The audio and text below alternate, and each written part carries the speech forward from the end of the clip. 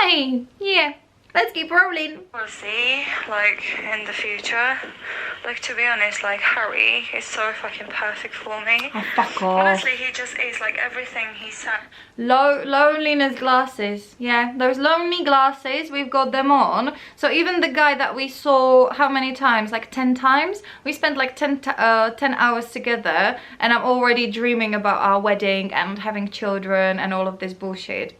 It doesn't make sense. It doesn't make sense, and it's one big bullshit. It's like, oh my god, ridiculous. I was so lonely and desperate, but you know, that happens. And everything he does, it just would be perfect. Like, the main thing is that he's fun. He's really sociable, really chatty, always in a good mood. And sometimes, like, if he's not, like, he tries.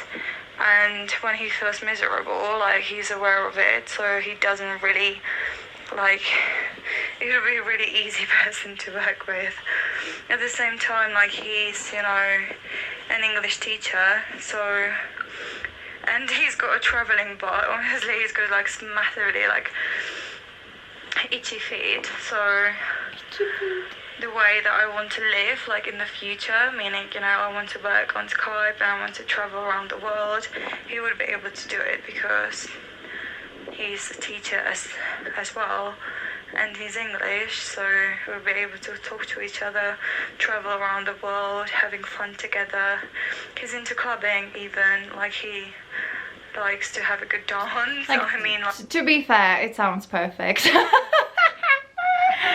Okay, I do understand myself now, because that's everything that even now, like, I'm craving in a relationship.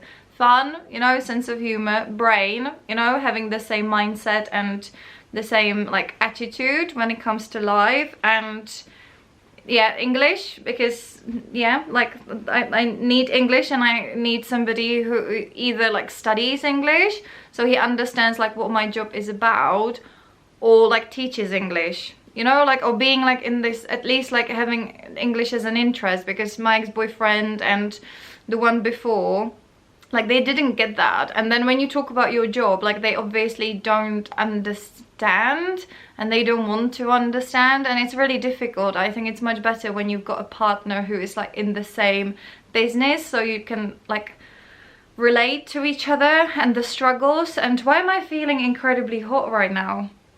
Like, I'm sweating, like, my forearms, which are naked, are sweating. Feeling really, like, hot. Why am I feeling so hot? Shit, I don't know. It's quite cold in here. Never mind. like, Moving you know, on. doing, like, the crazy stuff and just enjoying each other and just doing crazy dance moves and stuff like that. He just is fucking perfect, but I don't want to admit it at the same time, because, oh my god, like I said, like, you know, like, at the same time, like, a million times. But anyway, it would be so much fun with him. The problem is that he lives quite far away.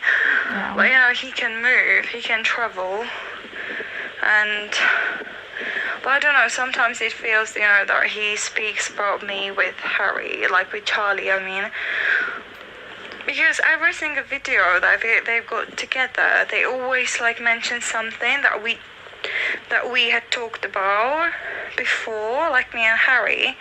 So I'm thinking that maybe he, like, mentions me, like, maybe he likes me. Oh my god, I'm not, like, even a teenager, but the way I'm, like, talking, like, he would be perfect, and we can travel together, and we can get married on the beach in Bali, and we can have a lot of, like, children together, and it would be amazing. And is he talking about me? Like,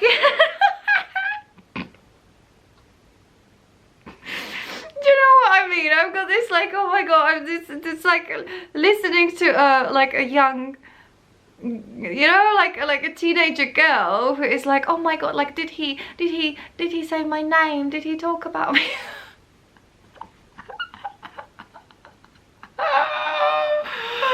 Fucking hell, oh my god.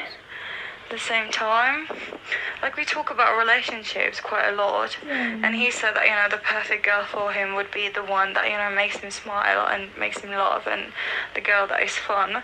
And honestly, I made him laugh like so fucking much. I'm giggling. Can you hear that? I don't know if you can hear that, but I'm saying this with the smile on my face.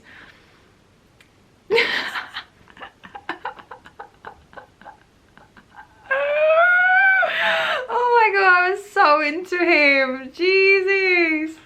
Like every single lesson he's laughing like quite a lot because of, you know, something that I've... It's so great, and I really want to meet him in person. So but the thing is, like, they've been organising the immersion course, right? And the problem is that it costs a fortune. Honestly, it's like £600, like 700. Depends like when you kind of like how you buy it, but it can come up to like £800, which I really can't afford. That's like 4,000 Czech crowns. I'm talking about the immersion course that they were like doing at that time. I'm not really sure if they do it still. But yeah, basically it was like for the students to come to this house in the UK and like have like an intense course of English and just speak English all day every day with everybody, like taking classes but also having some chill time with like other students and just talking English like all day long. And I really wanted to go, but now I'm talking about the prices, and it was like 700 just for the course. And for me, you know, to get there, like, you know, the plane tickets and like having some extra money in case we go to a pub or something, like I would need like at least like £1,000 for that, and I didn't have that money at that time. Definitely not. I can't afford it. Because I want to go to Brighton to chill and see some people. Like, I don't know who, like, exactly. But I'm thinking of James, obviously. If I get, you know, back in contact with Amy, I definitely would like to see her and just, you know, spend some time over there. And that's going to cost me quite a lot of money. And if I go to the immersion course, I just can't afford it. Like, it would be perfect, but I just can't. Like, that's too much money for me. Like, I've got quite a lot of money this month. Like, I've earned like 11,000 Czech crowns. I've got a lot of money this month. 11,000. 11,000 was a lot of money for me. And I was working all day, every day. That's not even the minimum wage. It's not. It's not. Like normal, like 11,000, like my rent right now is 13,000. And I was earning 11,000. So imagine, you know, like with this type of money, you would not be able to pay the rent, buy food. Like you would die. You would not be able to like live anywhere. And I was like lucky that I was living with my mom, obviously. But with this kind of a money, and it was really funny because like I was paid 150 and the price of the lesson was 300, and later on that lovely boss was selling me for 500, and I had 150 from 500, right? So her commission was like more than 50%. That's not okay. That's just not okay. It's ridiculous. It's ridiculous. But at that time I didn't know. Like the first year and a half, I was like, you know, whatever. Like I was just so grateful for that opportunity, and I was like, you know, so like, yeah, like humble about the whole situation, and I was not doing it for money, so I didn't see that. But then somebody was like, oh, shall we, you know, go on holiday? And I was thinking, oh, like right now, like I've got like this like normal job, like my dream job. And then I realized like, oh fuck, like with my salary, I would not be able to like pay for anything. Like I would not be able to. And actually it was Sylvia, my colleague, who said, oh, like maybe we can like move in together, because she was living with her father and her sister at that time, and that was like 3 people in a flat. Like that's quite a lot. So she wanted some space for herself, and she was like, yeah, like, you know, she wanted to move in with me. And I thought, yeah, what a great idea. And then she said, like, you know, yeah, it would be like 13,000 or whatever, so we would have to pay like 6,000 for that. And I was like, yeah, but if I pay that, like, I will not have any like money left. And then I realized that, you know, like, I'm having like a good job, like I was not working in a restaurant or anything like this, and I was like, you know, like, I kind of like, I spent the time in the UK, and I was like becoming a little bit more like confident. Like, I knew that what I was like doing a little bit. Like, I'm still not confident, I still don't know what I'm doing at all, but at the same time, like, it's getting better and better. And at that time I had a little bit of confidence, and I was thinking, like, maybe I should have like a normal salary, right, to be at least like able to afford extra things in life, like a home, for example, or food, or to go on holiday, because that's what people do. People go on holidays, right? At least like one holiday per year. And I was like, I just can't. So how is it possible that I'm like working so much but I don't have any money? And then I realized, oh yeah, maybe because I'm underpaid. Yeah. And then I found a job in a hotel, because I was like, I just can't like live like this, you know. And then it was kind of like a full-time job in the hotel, and I had my self-employment as a part-time, like just freelancing, just to have at least like a little like stable income. But the shifts were amazing, and for me it was actually like a part-time job. Like, I was teaching, you know, the same amount of hours as I was like working in the hotel. So basically I was working all day, every day. No joke. Like, my shift started at 6 in the morning, I finished at 2 in the afternoon, and then I had lessons till the evening. And when I had the afternoon shift in the hotel, I was teaching in the morning, and then I went straight to the hotel for 8-hour shift. Yeah. And things like this. I was working like a maniac. And also on the top of that, I was helping my mum with her gardens. So I had 3 jobs at that time. And when I had the day off and I didn't have any lessons, or when my mum like needed my help, then I moved the lessons to like for another day, and I was working with her. So I had like 3 jobs at that time in order to have like a normal income. Ridiculous, isn't it? Ridiculous. Yeah. And I was not working that much, to be honest. I was not working. But anyway, I'm not gonna save that money, and at the same time I want to, you know, just do some crazy stuff with Denisa and Sylvia, and Yeah, get drunk. That's the crazy stuff. I need money for that. So I can't really afford the immersion course, which pisses me off. Immersion course, I want to meet him immersion. in person. However, if I go to Brighton, as I really want to, like in September or in like August, I want to go there and I want to meet up with him.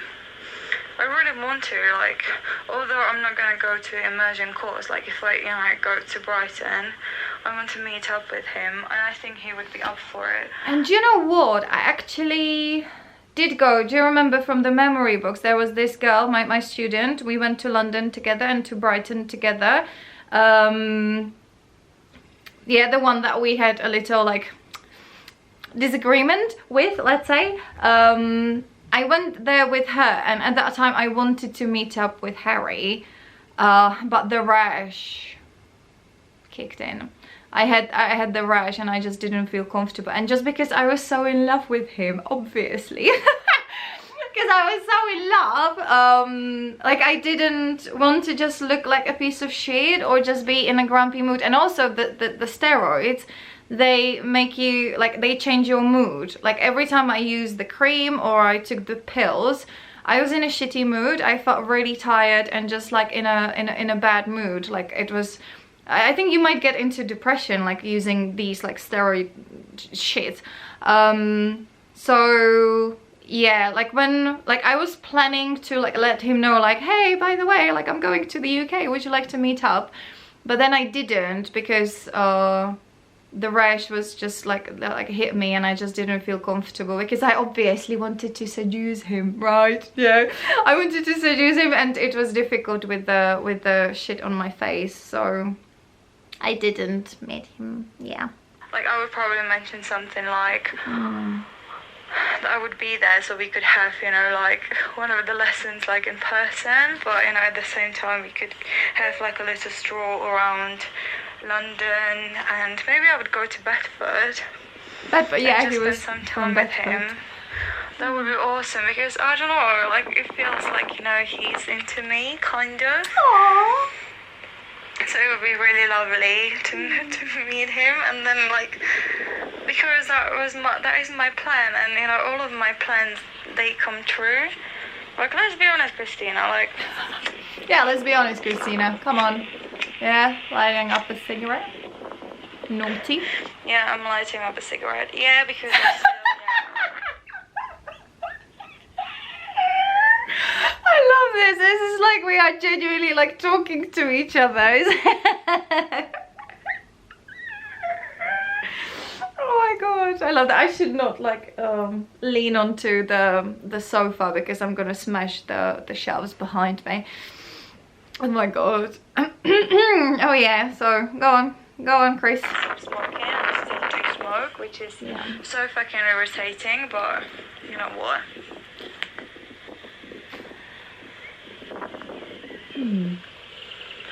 Yeah, I'm just checking the time on the recorder. Yeah. But 11 minutes. it would be great. Because let's be honest, like everything you've wanted to achieve, you just achieved it. You just have achieved it. Like, you know, even like starting with Sam and just with Amy, with everyone. Oh, we are getting deep. But it's true. And actually, like, we talked about it with my mum recently, because what did I mention? Like, with the Instagram, I think I mentioned it before, because I started my mum's Instagram because she's got her Facebook page, and in the future, like, she will not be like strong and agile enough to like work in the gardens like as much. So I was thinking that I would promote her on Instagram so people could buy her products. You know, she would be more like florist and like creating decorations and things like this. And then also, like, I told her about the house and things like this, and then she was like, oh yeah, like, we will see if you're not gonna change your mind and stuff. And I'm like, no, I'm not changing my mind, and I'm like doing it. And she's like, yeah, we will see, you know, how it, like, if it works out. And then I said, like, it always works out. Like, I know it sounds incredibly cocky, and I'm not cocky when it comes to this, but I truly believe that if you set your mind to like something, and you are working on it, and you just don't stop, even when it gets hard, you will get it. Like, there are so many things which are out of your control, like, obviously. But, you know, for example, with like moving to the UK, you know, like that was just up to me. Like, I had to like book everything and organize everything and, you know, like plan everything, and then I did it. And even like with the like teaching English, like that was my dream, and I just followed, you know, like I just kept going, and it just worked. And even like with like people, you know, like when like I fancied somebody, I usually God damn, I'm talking about Sam, who was the manager in Lion Lobster. And it's really funny because before I left, right, I had this like I was like dreaming about, you know, what it's gonna be like in England, and I had this vision of like, you know, winter evening, you know, snow, or like, you know, like the evening, and you know, I would be, you know, outside of a pub with a boy, and you know, then like he would like kiss me, you know, like this like scenery like from films. And I was watching a lot of like British films at that time, and you know, like the street and the architecture of the UK is quite different than anywhere else. So I would just imagine myself, you know, like there, like I'm walking like out of the pub, and you know, like there is this boy, and he pulls me, and you know, like like kisses me, and then we are walking like through the city. And at that time I was checking out like the Google Earth, and I was going through London, or not London, London as well, but Brighton, and I was just walking around like through Google Earth, like, you know, that little human that you can pop into the streets and stuff, and you can see what it looks like in 3D. So I was doing that, so I had this like, I was playing with my imagination, like what it is going to be like, and you know, when I find the perfect boyfriend and stuff like this. And guess what, when I it was my last shift at Lion and Lobster, and we were having like a little after party after we closed the pub, and me and Sam were like standing next to each other, and we were like checking Spotify and like songs and stuff, and then he like kissed me there. It was cool, and there was the song from Mallory Knox playing. It was like, yeah, like this vibe. It was his playlist with those songs on, and I guess I was writing down the name of the band because I loved the song. And then he kissed me, and then we went out on the street, and I think it would maybe started to snow, I'm not really sure, but it was cold, it was winter. And as we were walking like in the same direction, like at some point he just like pushed me like towards the like a wall, and we were kissy. Nice. And then he actually wanted me to come to his place, but I didn't. Or did I? Or was that a different occasion? I think I didn't. And then I was meeting Amy there, and I think we actually slept together, but it was a different occasion. And then we went on a date, and we did nothing happened afterwards because he wanted to be a gentleman. So he was not the first time, but the second time he wanted to be a gentleman or whatever. But basically like what I like dreamt of basically happened. And also like with this flat, for example, I don't know if it is the power of manifesting. Like I don't believe in manifesting, you know, just thinking about things, but just actually doing something for them. So when I was like, I found this flat on the internet, and just because I fell in love with it, I fell in love with the terrace that I've got and this whole like layout, which is just one room basically. And I was like imagining like where I'm gonna put my furniture, and you know how I'm gonna organize it, and all of the plants and all of this like setup and the layout and stuff like this. But the landlord, like, he didn't want to give it to me because I'm self-employed obviously, so he had like trust issues, and he had bad experience with self-employed people, so I had to beg him. So I don't know if it was the power of manifesting or the fact that I was like quite pushy, and I was sending him like my invoices and how much money I earned, you know, the year before, and you know, my recent invoices, just to prove him that I'm like I'm capable of like paying the rent and all of those things, and I got it. So is it because like I didn't give up and I just tried to prove to him that, you know, I'm you know, legit? Or was it the fact that I was just like, I saw myself in here? I think it's a little bit of both, kind of, but I'm more on the like practical side of the things. It was like I wanted the flat and I did something for it, and I was fighting for it. The same like with England, again, like I was doing things for that. So I think, you know, could be both potentially. Yeah, and with like majority of the things, like every time I wanted to do, or I decided to do something, like I did it. Because it's those emotions, I talked about it. When I'm excited, I'm crazy excited, and I just do it. And I just do it, and I have to do it fast, just like I explained before with all of with the TEFL course and the Oxford course. Like I did both of them in 1 week or like 2 weeks maximum, because I just get like excited and I do everything for it like in a short period of time, and it usually works out, and then my motivation like starts like dropping. But I just like do it. But yeah, we are ending, so I will see you later, alligator. Bye.